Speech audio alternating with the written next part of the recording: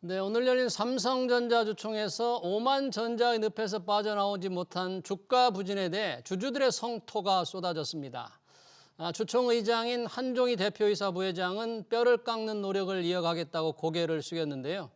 이재용 삼성전자 회장이 임원들에게 사직생의 위기의식을 가지라고 질책했는데 삼성전자의 실질적인 변화가 있을지 토론해 보겠습니다. 삼성전자 출신의 양향자 전 국회의원, 김장렬 유니스토리 자산운용 투자전략본부장 나오셨습니다. 어서 오세요. 안녕하십니까. 네. 자, 비교적 조용했던 이재용 삼성전자 회장이 사직생의 각오를 하라 임원들에게 좀 표현을 별로 쓰지 않은 강도 높은 지금 질책을 한 것으로 지금 보도가 됐지 않습니까? 자, 이 부분 삼성전자 위기란 얘기가 조금 계속 나온 지가 한 1년 정도 된 것 같은데 이재용 회장이 평소와 다른 이런 용어를 쓰면서 지금 얘기한 건 어떤 의미로 봐야 됩니까? 지금 이제 그만큼 위기 의식이 절박해졌다. 예. 이제 더 이상은 우리가 견딜 수 없을 만큼 어려움에 직면해 있다라는 말씀이신 것 같고요. 예. 사실 2016년 이전에 이건희 회장님의 메시지를 보면 이보다 훨씬 더 강한 메시지들이 나왔습니다. 아, 이건희 네. 선대회장? 네, 그렇죠. 한 명이 뭐 10,000명을 먹여 살리니 그 한 명을 제대로 이 인재를 제대로 만들어야 된다 이런 말씀도 하셨었고, 근데 네. 지금 이제 사직생이라는 말씀을 하셨는데 네. 사실 기술 초격차에 대한 자부심이 있었습니다. 삼성이 그동안에. 그동안은. 그런데 83년도에 메모리 반도체를 시작한 이후에 93년도에 1등을 하고 32년째 1등을 해오고 있으나 그 강자의 입지가 완전히 흔들리고 있다라는 네. 그런 말씀인 것이고요. 예. 그래서 이제 이재용 회장께서도 지금 이런 강한 메시지를 내지 않으면 결국은 모든 그 기업들로부터 추월을 당하게 생겼다. 네. 이런 이제 강한 위기 의식을 전 임직원한테 불어 넣어주는 그런 상황이었다고 봅니다. 네, 전 임직원들에게 이제 강한 위기의식을 불러넣어줘서 그렇지 않으면 다 지금 추월당할 위기. 이미 뭐 HBM에서 SK하이닉스에 추월당했고 그것만이 지금 네. 아닌데 걱정이 많습니다.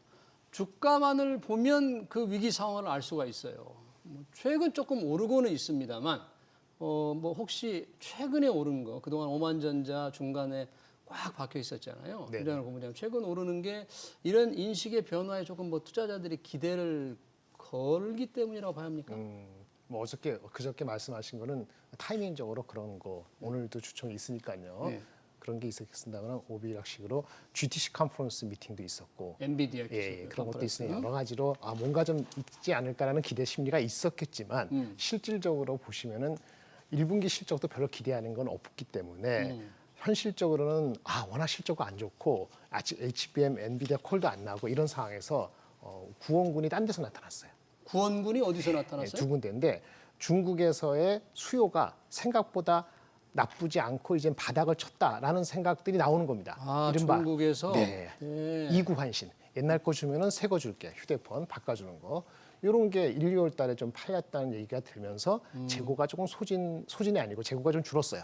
반도체 재고가. 범용 반도체 수요가 좀 범용이지, 늘어난다. 레거시 제품. 뭐 그런 거 그렇고 저번에 그 딥시크발 있잖아요. 그러니까 중국에서 엄청나게 설계들을 하고 하면서 뭐 이제 그 뭐죠? 그 데이터 센터 중국도 그렇게 하다 보니까 그쪽에서 서버 수요도 조금 늘고 한마디로 중국발 수요가 조금 되살아나면서 삼성전자가 HBM에서는 하이닉스한테 확실히 뒤져 있지만 나머지 레거시에서는 등치가 조금 더 크거든요. 그러니까 워낙 많이 내려간 거에 대한 반발 심리가 이런 그 이벤트를 앞두고 결합이 되다 보니까 네. 오늘 이 시간에 육자를 볼까 말까 보지 못할 것 같은데 그렇게 많이 올라가고 있고요. 그 방향을 좀 틀었습니다. 네. 기분이 좋으시죠? 좀 방향이 틀었으니까 500만 주주들이 조금 네. 아마 조금 안도하겠죠. 네, 그런 상태로 이제 오늘 보는 거죠. 하나는 중국발이고 또 하나는 뭡니까? 중국발 오늘 나온 뉴스는 그동안 그 작년 9월 달에 삼성 하이닉스를 매몰차게 나쁘게 본 그 외국계 증권사가 있습니다. 모건 스탠리. 뭐 굳이 얘기하고 싶지 않은데. 모건 스탠리 반도체 겨울. 네네. 우리의 아기가 바뀌었다는 식으로 우리의 모건이 좀 바뀌어서 투자 의견을 바꿨습니다. 아, 우리의 목원이 어떻게 바뀌었어요? 삼성전자는 조금 6만 5천 원에서 7만 원 목표 주가로 올렸고요. 목표 주가를? 네, 하이닉스는 워낙 안 좋게 봐가지고 15만 원이었는데 목표 주가가 20만 원 가고 있잖아요. 23만 원인가 좀 높였습니다. 근데 기조는 아까 지금 말씀하신 이런 기조에 비슷한데 이게 뭐 3분기, 4분기 계속된다 가정은 못하겠지만 본부장님, 2분 괜찮다. 뭐 모건 이런 거. 스탠리가 왜 목표 주가를 바꿨는지는 조금 이따 한번 조금 더 자세히 제가 들어보기로 네네, 하고요. 그러시죠. 예. 지금 위기의식을 이재용 회장이 얘기했는데 사업부별로 보면 전부 다 이런 위기의식을 심각하게 느낄 만큼 삼성전자가 추월당하고 시장은 더 뒤처지고 그렇습니까? 좀 분야별로 조금 나눠보면 지금 상황을 어떻게 해석할 수가 있어요? 근데 우선 그 삼성전자 입장에서 보면 사실 SK 하이닉스나 또 예. 마이크론이나 또 TSMC나 이런 그 글로벌 빅테크하고 좀 다른 게 삼성전자는 대응해야 될 비즈니스가 엄청 많습니다. 메모리 반도체, 예. 메모리 반도체는 우선 SK 하이닉스 또 마이크론, CXMT, 뭐 양스 메모리 이런 데하고도 겨뤄야 되고, 그리고 TSMC와 또 파운드리는 또 겨뤄야 되고, 예. 거기다가 엔비디아와 팹리스가 또 대응해야 되고 이런 상황인데 그 어느 것도 하나 만만한 게 없습니다. 그런 상황에서 더군다나 삼성전자는 또 세트 부분이 있지 않습니까? 네, 무선 가전, 사업, TV. 가전, TV, 뭐 스마트폰. 예. 그러니까 전선이 너무 넓고 전선이 너무 브로드하다라는 말씀인데 그렇기 때문에 어떤 한 분야의 위기라기보다 예. 총체적 위기다. 지금은. 총체적인 네, 위기다. 총체적 네. 위기인데 그러면 그 중에서 총체적 위기에서 가장 중요한 부문이 어디냐? 네. 결국은 이제 반도체를 얘기하고 반도체 계실 기술. 거란 말입니다. 그래서 더 뼈아프게 반도체의 부진을 이렇게 위기 의식을 고취시켜 주시는 상황이었는데 예. 사실 다른 기업들에 비해서 훨씬 삼성전자가 지금 어려움에 처해 있는 거죠. 그러네요. 네, 그러면 중요한 것이 그러면 다 이 위기를 똑같이 극복을 할 수 있는 거냐? 위기를 돌파할 수 있느냐? 네. 위기 극복 네. 방안이 그러니까 뭐냐? 이재용 회장의 하나의 리더십으로 한 사람의 리더십으로 이걸 다 극복을 할 수 있을 것이냐에 대한 아주 심도 있는 어떤 그 고민이 필요해 보입니다. 그래요? 네, 그래서 지금 HBM 시장이 워낙 크기 때문에 예. 그 부분부터 하반기에서부터 HBM3E로 예. 램프업을 해야 되지 않나. 그 부분에 좀 집중을 해야 되지 않나. 네. 저는 그렇게 보고 있습니다. 네, 그러네요. 자, 이 아까 모건 스탠리의 반도체에 대한 입장이 조금 바뀌었다. 우리의 모건 스탠리가 겨울만 얘기했는데 뭐 봄을 얘기한 건지 모르겠습니다. 그 근거는 뭐를 들었어요, 모건 스탠리가? 지금 말씀드린 중국발 수요가 수요. 좀 제일 큰 살아나고 거고? 있는 것 같다. 예, 그게 가장 큰 거예요. 가장 큰 거고요. 지금 그 위원님 말씀하신 대로 너무 늦은 HBM3 콜에 대해서도 정확히 명시적인 아니지만 2분기 중에 뭔가 결정을 내서 하반기부터는 출하를 이루어내겠다는 그거에 대한 가능성도 열어놨어요. 아, 삼성전자가 네네네. 그 정도. 그 부분을 어떻게 가능성을 지금 열어놔 지금 어제 시작된 엔비디아 네네. 개발자 컨퍼런스 GTC 2025에서는 삼성전자 HBM 얘기가 안 나왔거든요. 네. 투자자들이 나왔습니다. 조금 쫑긋했는데 상당히 실망했는데 그럼 HBM3 아까 이 제품 신제품이 뭐 시장 얘기를 어떻게 삼성전자가 입장을 지금 내놓았나요? 지금 어떤 이야기도 내놓을 수 없는 것이 아마도 지난번에 이렇게 언론에서 살짝 나왔습니다만 네. 아마 엔비디아에서 테스트 중으로 알고 있습니다. 테스트 중으로. 그래서 6월 말까지 아마 테스트를 해서 결과를 내놓을 것이기 때문에 그것을 기다리는 입장에서 HBM3E의 어떤 비즈니스가 어떻게 될 거다 이런 말을 자신 있게 할 수 없는 상황으로 보이고요. 그럼에도 불구하고 리비전 판은 예. 지금 기존의 설계를 제대로 다시 리비전 한 판은 예. 기대가 되고 있기 때문에 아, 기대감이 HBM3E를 하반기에 램프업을 하고 예. 이제 진정한 승부는 HBM4에서 하겠다라고 어제 아마 주총에서 오늘 주총에서. 네, 오늘 주총에서 말씀을 하신 것 같습니다. 오. 네, 기대감은 HBM3E에 있습니다. 네. HBM3가 뭐 아무래도 주총에서 이제 뭐 전영현 부회장이죠. 네, 네. 빠르면 2분기 아니면 하반기 시장의 주도권을 잡겠다. 이 시장의 주도권을 잡겠다는 것은 그 말 속에 그렇게 표현을 했는데 말 속에 엔비디아 뭐 공급도 될 것 같다는 그걸 시사했다고 봐야 돼요. 엔비디아가 소울 소스라고 하죠. 그러니까 SK 하이닉스만 가지고 비즈니스를 하기는 위험하다고 보고 있습니다. 그렇기 때문에 아마 삼성의 HBM3E를 기다리고 있다라고 보여집니다. 그래서 엔비디아 입장에서도 삼성이 잘해주기를 바라기 때문에 그에 대한 기대감도 있고 또 설계도 리비전을 했기 때문에 그에 대한 기대감도 함께 있어서 아마 주가에도 그것이 반영되고 있다고 보여집니다. 네, 주가에 그게 반영이 돼서 지금 조금씩 오만 전자 늪에서 조금 빠져나올 것 같은데 외국인들이 최근 매수세가 확 네. 늘었지 않아요? 많이 늘었죠. 한 3일 연속으로. 외국인들 입장은 뭐예요? 삼성전자? 똑같습니다. 같은 거예요? 뭐 외국인이라고 다른 게 없죠. 기회 혹시 올라가면 안 되니까 시가총액이 17%인데 예. 그렇죠. 예. 혹시라도 너무 잘해버리면 하이닉스만 갖고 있으면 안 되잖아요. 예. 그러니까 레벨 저기 그 약간 해치성으로도 들어와야 되는 거죠. 돌이켜 보면은 50% 이하 내려갔을 때가 결국은 삼성전자의 주식의 비중에서는 일단 분기점이 됐던 것 같고요. 근데 다 좋은데 뭐 모건도 얘기했고 저도 마찬가지인데 이것이 기본적으로 전 세계 그 경제가 좋거나 아직 콜이 난 게 아니기 때문에 올라가는데 얼마까지 올라가느냐 공급 많이 하실 것 같아요. 그게 5만 궁금합니다. 천 원에서 6만 원, 3만 원 가는데 이게 말씀드릴게요. 6만 한 5천 원 되면은 그러니까 6만 원 정도가 지금 근처가 북벨리로 한 1배 정도 되는데요. 거기까지는 싸다고 얘기하잖아요. 네. 근데 이제 그 다음 넘어가기 시작하면은 PER로 접근을 합니다. 투자가들이. 왜 어느 정도 언이 나온다고 보는 거니까. 근데 한 6만 4, 5천 원 되려면은 그 TSMC하고 경쟁이 아니고 TSMC보다 싼가 매력 있는가 그렇게 물어보는 시기가 또 곧 올 겁니다. 지금은 아니기 때문에 싸서 PER 가는 기준으로 네, TSMC보다 매력이 가격이 있느냐라는 질문을 하게 된다 이거죠. 그러니까 TSMC가 30% 이상 성장하고 마진이 45%고 완전 압도적이고 그런데 걔네들이 PER이 18배밖에 안 되거든요. 삼성전자가 지금 13배예요.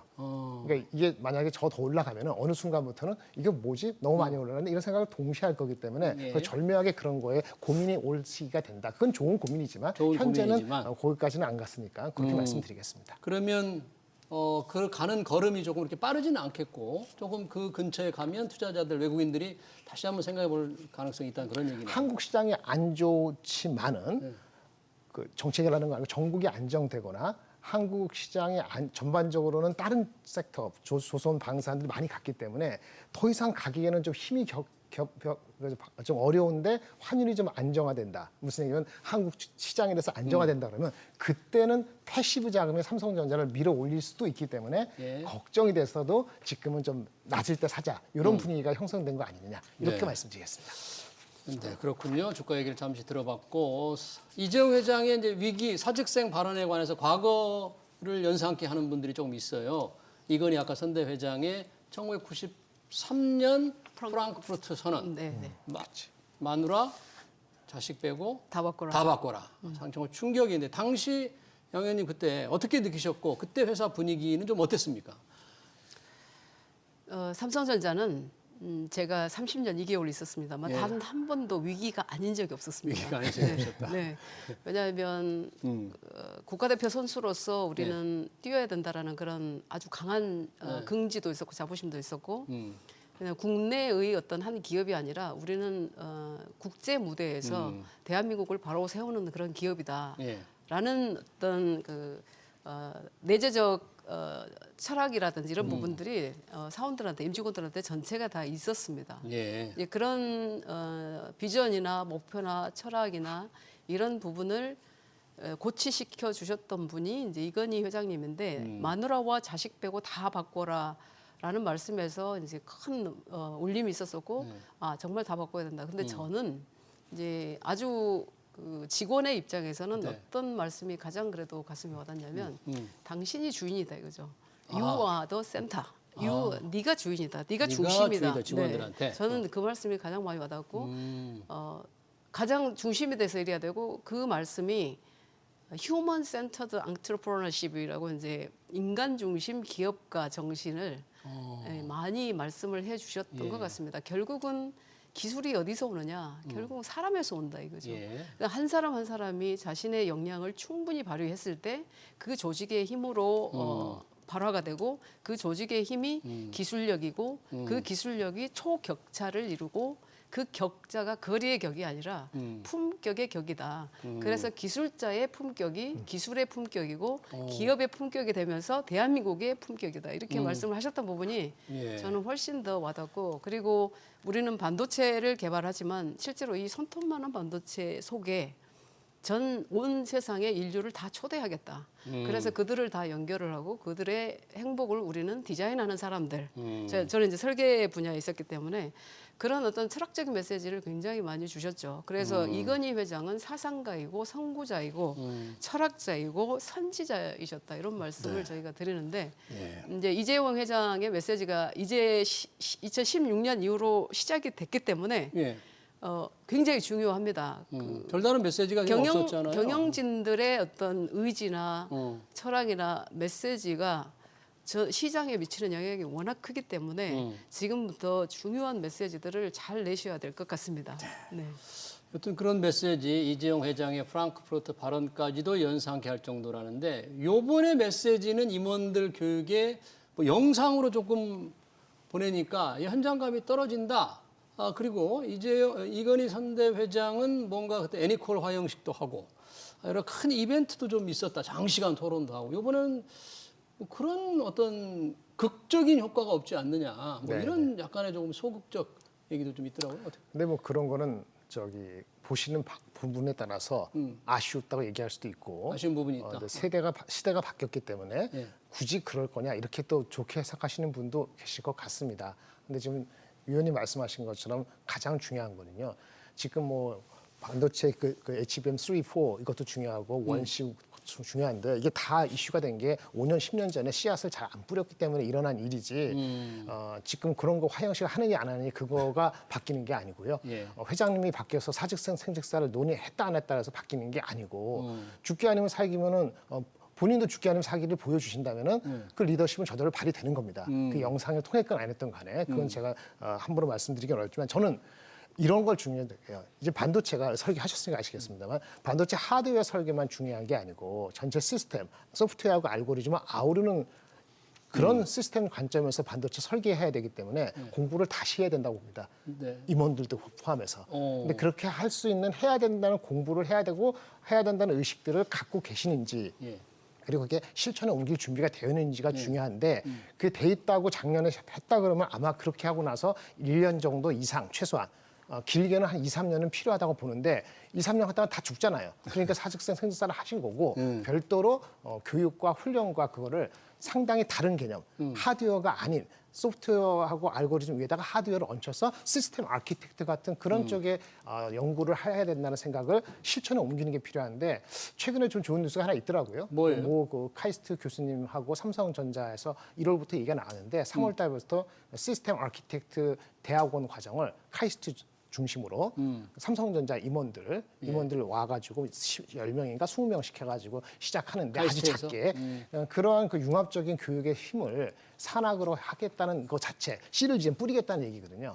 그런 것이 중요할 것 같고요. 일단 직원들을 이탈되는 사람들이 많지 않다 많다 말이 많은데 많지 않더라도 그런 소문 자체를 잠재울 정도로 있는 사람들의 인커리지를 해줄 수 있는 뭔가 다른 것이 있어야지 제가 봤을 때는 내년 내후년 HBM5, 6에서 승부를 거는 거지 HBM4가 설사 들어간다 치더라도 예전처럼 이게 8만 원, 9만 원 될 수 있다 그것만 가지고 이런 식으로 해가지고 끌어당길 거는 아니라고 보기 때문에 우리가 융합적인 사고하고 그 인재에 대한 실질적인 대책을 내오는 게 더 중요하다. 저는 그렇게 보고 있습니다. 그거는 아직까지는 구체적으로 저는 본 거 없은 것 같아요. 그러니까 기업의 리더가 이렇게 상당히 경고성 발언, 강도 높은 질책을 내리면 보통의 경우에는 대규모 조직 개편이 있거나 또는 대규모 인사가 있거나 그런 걸 좀 미리 생각을 하거나 예고를 하는 거잖아요. 그래야 뭔가 정말 변하나 보다 생각할 텐데 그런 계획이나 앞으로 그런 게 좀 있을까요, 삼성도? 작년 말에 인사 개편을 보면 그다지 큰 개편은 없었다고 봅니다.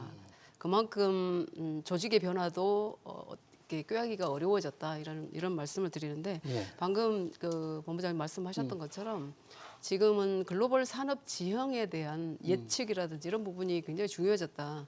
과거에는 메모리 반도체 또 그런 시스템 베이스가 아니라 컴포넌트 베이스의 비즈니스에 강했다면 지금 이제 글로벌 산업 지형이 소프트웨어가 결합된 플랫폼, 솔루션, 시스템 이런 쪽으로 급격하게 변화하고 있기 때문에 그런 부분을 인식하지 못하고 전략을 세우지 못했기 때문에 HBM이라는 그런 비즈니스에서 기회를 놓쳐버린 상황이 되었는데 과연 그러면 10년 후에 삼성이 글로벌 산업 지형을 어떻게 예측하고 있는지 예. 정말로 기획을 제대로 하고 있는지 이런 부분에 대해서 저는 훨씬 더 궁금한 상황입니다. 예.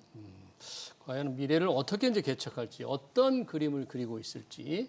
그런데 미리 대비를 못한 측면은 오늘 주총에서도 삼성전자 얘기를 했더라고요. 그 AI 시대에 좀 대응이 늦었다, 실수를 했다. 다시는 그런 실수를 하지 않겠다고 했는데 실제로 파운드리 분야, 뭐 이런 주총에서 오늘도 그런 획기적인 안이 좀 나올 것 같지는 않은데. 여러 가지 산업 분야가 지금 계속 뒤처진다는 거잖아요. 파운드리는 대만 TSMC 격차 벌어지고 메모리는 중국 쫓아오고 이 상황이 지금 현재로서는 추세가 그렇게 개선될 추세가 좀 안 보입니까? 네, 지금은 아까 지금 뭐 메모리 얘기할 때 레거시에서 중국발 이슈가 됐듯이 파운드리도 중국에 의존하는 상황입니다. 중국의 많은 그 디자인 그 설계 움직임들이 딥시크 발로 일어나면서 예. 물론 미국의 빅테크만큼 크진 않습니다만은 자그마한 중국의 설계하는 회사들 파운드리를 오퍼해서 그 TSMC는 아니고 SMIC가 아닌 삼성전자만의 소구할 수 있는 포인트가 있을 거라고 얘기가 지금 기대가 살아나고 있고요. 근데 그 기대가 눈에 보이는 거는 시기가 이게 쉽지가 않기 때문에 하반기 어느 시점 가서라고 보고 있는 거죠. 근데 그게 구체화되기는 아직은 시간이 필요한 것 같고요. 네. 그런데 이제 TSMC도 그 최강자 아닙니까? 최강자인데 사실 삼성전자가 2위입니다.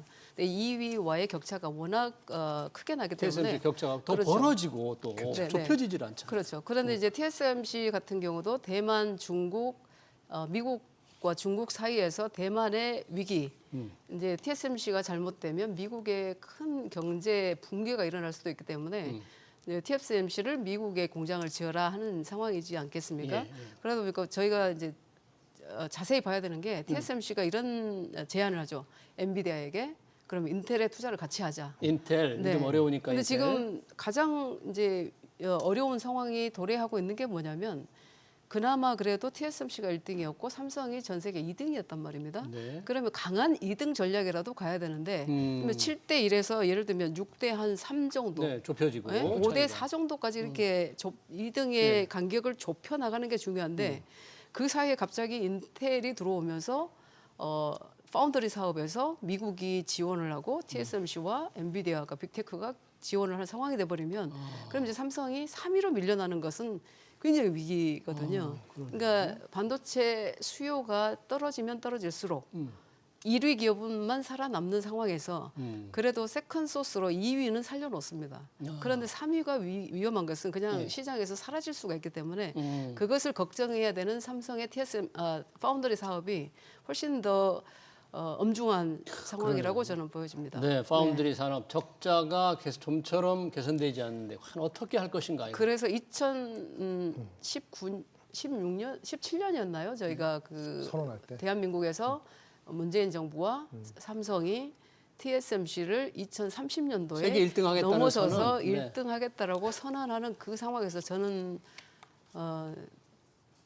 크게 반대를 했습니다. 그런 발표를 그게 하는 거에 대해서. 현실성이 왜냐하면 없다 이렇게 본 거예요. 기술력과 고객과 또 어떤 그 조직 문화와 모든 것들이 갖추어진 상태에서 미래를 바라보고 30년도에 그렇게 우리가 할 수 있다라는 10% 정도의 자신감이라도 있어야 그런 발표를 하는 것인데 너무 무모하게 발표하는 것을 보고 큰일 났구나라고 생각을 했었습니다. 그러니까요. 실질도 네. 없고 정말 허풍에 불과했다. 지금 현재 보면. 삼성이 원래 그렇게 하지 그런 회사가 않습니다. 아닌데. 네, 쇼업 하지 않습니다. 정치에 네. 조금 이렇게 뭔가 이렇게 코가 꼈나요? 혹시 그런 거? 그게 이제 2016년도에 이건희 회장 쓰러지고 그다음에 사법 이슈에 우리 이재용 이재용 회장이 회장의 또 사법 리스크 사법 때문에. 리스크에 들어가고 예. 그러면서 정권의 도움 없이는 글로벌 무대에서 전쟁을 치르기 어렵다라는 판단이 있었던 것 같아요. 그래서 지금도 정부와 국회와 정치권이나 이런 곳에서 기업을 함부로 하면 안 된다 이렇게 말씀을 드립니다. 기업을 함부로 하면 안 된다. 삼성전자 좀 주가 얘기를 아까 언급을 해주셨습니다만 최근에 범용 메모리 가격이 좀 오른다, 현물 가격이 오른다, 업황이 개선된다. 그 개선되는 시점이 좀 많이 빨라지고 있는 거예요? 정확하게 어느 정도 상황이에요 지금? 네, 보통은 2분기 어느 시점이라 생각했는데요. 예, 2분기. 현물 가격은 이제 최근에 한 달 사이에 2~3% 올랐고요. 일부 그 가격, 고정거래 가격이 2분기부터 올라간다라고 보고 있는 거고요. 고정거래 가격도 2분기 올라간다. 랜드 같은 제품은 뭐 규모가 작습니다만 가장 민감한 게 그쪽인데 일부 그 샌디스크라든지 또 일부 저기 키옥샤 같은 경우는 이미 4월 1일자로 가격을 10% 올린다고 통보를 한 상태이기 때문에 2분기에 가격이 일부 올라가는 거는 가시화됐다고 볼 수 있겠습니다. 그래서 아직 1분기 실적이 안 나왔지만은 1분기 실적을 무시하고 그 다음을 기대하는 그런 형국이라고 말씀드리겠습니다. 2분기 실적이 조금 생각보다는 조금 호전될 가능성이 있다. 2분기부터. 2분기. 1분기는 아니고요. 네. 그러네요. 또 이재용 회장의 위기의식 발언과 관련해서 일각에서는 이제 사법 리스크가 다 해소됐다. 물론 대법원 최종 결정이 남아있긴 합니다만 실질적으로 사법 리스크가 벗어나서 뭔가 컨트롤타워, 그룹의 위기 관리를 위한 컨트롤타워의 부상, 미래전략실이죠. 이런 걸 새로 만들어야 된다 이런 얘기가 있던데 혹시 의원님은 어떻게 생각하세요?